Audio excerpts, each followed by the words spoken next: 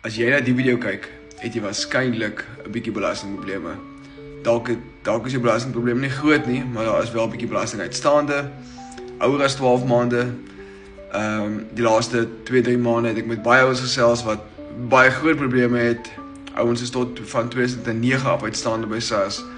So, indien jy wel by SARS uitstaande is, die beste manier is om dit te hanteer. Dit help nie mense dat jou kop in die sand nie. Iewers gaan dit 'n groot kop se raak. Iewers druk selfs op jou knopjie op jou belastingnommer en die manne kom uit vir jou.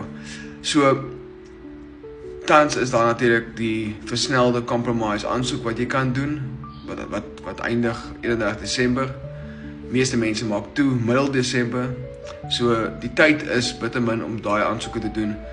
As jy een van die mense is wat belastingprobleme het, of dit nou baie groot is en of dan net 'n paar rand uitstaande is by SARS ouer as 12 maande, kontak ons. Ons kan jou help. Ons gaan waarskynlik net vir die volgende week nog aansoeke inneem en dan gaan ons aansoeke sluit wat ons gaan indien by SARS namens kliënte. So indien jy probleme het, skakel my, kontak my op die kontak details in die comments. Dit is belangrik dat jy die stap neem. Dit is jou guldige geleentheid op by SARS om op datum te kom en van daar af op datum te bly. So kontak ons vandag. Ek sien uit om jou te help. Bye bye.